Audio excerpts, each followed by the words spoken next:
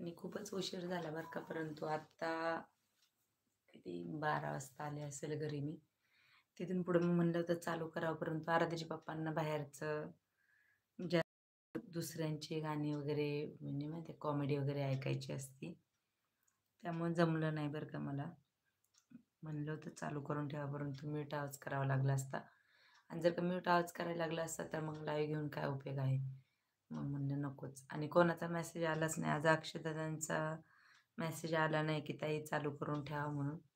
मी check करत होते की कुणी एस-एम-एस होते का बघूयात. जसं म्हणजे एस-एम-एस केला असता तर मग मी नक्की चालू करून ठेवलं असतं. आणि 12 वाजून गेले होते. मग मला माहीत आहे की 12 वाजले म्हणजे सगळेजण लेडीज शक्यतो करून झोपणारच. तर मग त्यामुळे मी जास्त हे नाही घेतलं बरं का इंटरेस्ट. आणि ऋतू अरे वाह! डीके हॅपी बर्थडे दीदी. Sorry for late wish. हां, थँक यू. ऋतू दीदी मला खरं-खरं सांगायचं, आसमा दीदी आहे का नाही तू? खरं सांगायचं. खरं सांगायचं ऋतू दीदी, खोटं नाही सांगायचं. माझ्यापासून लपत नसती कोणती गोष्ट. मी 99% सांगू शकते की तुम्ही आसमा दीदीच आहात म्हणून.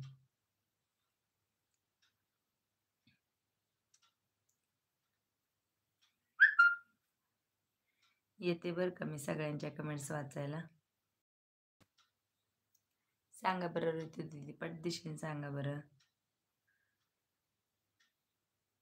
मला काही चेक-बिक नाही करता येत बरं का, कोण बघत असतं काय वगैरे. परंतु तुम्ही जे सांगितलं ना, "नाही दीदी, मी पुण्याची आहे दीदी."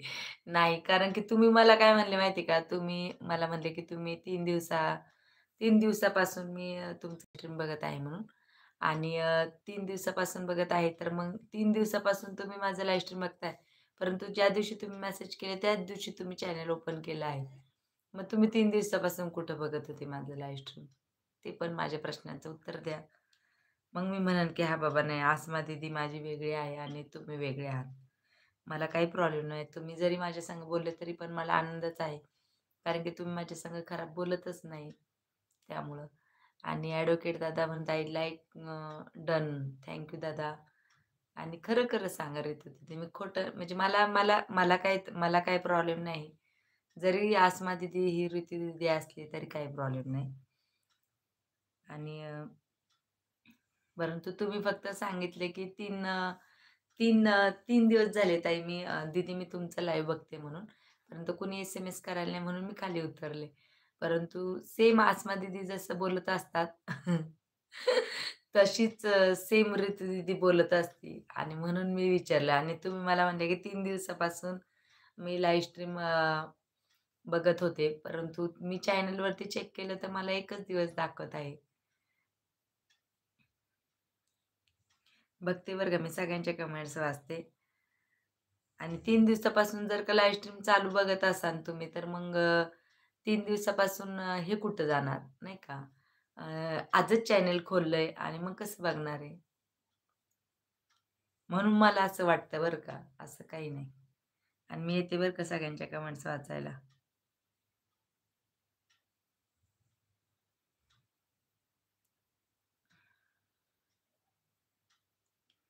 बघते पटापटा, बघते पटापटा.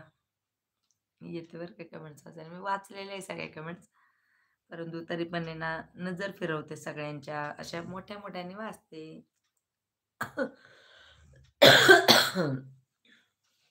अरे, कमेंट वाचत चला पटापट. हां, अक्षदा मी बघत आहे तुमच्या सगळ्या कमेंट्स बघत आहे. परंतु माझ्या थोड्याशा शंका जी आहेत, ते सॉल्व्ह करण्याचा प्रयत्न करत आहे, की ऋतू दीदीच आसमा दीदी आहे, हे माझं म्हणणं आहे. आणि अक्षयदादा तर परफेक्टली सांगणारच आणि अक्षयदादांनी सांगितलेलं पण आहे. अक्षयदादा तुम्ही सांगा बरं, कुठे गेलं बरं? आता लवकर यायचं पण नाही वरती, असं गंमत आहे. चला. कुठे गेलं बरं? आता लवकर यायचं पण वरती असं. चला बघूयात. हं. बघा चला, ऋतू दीदी म्हणत आहे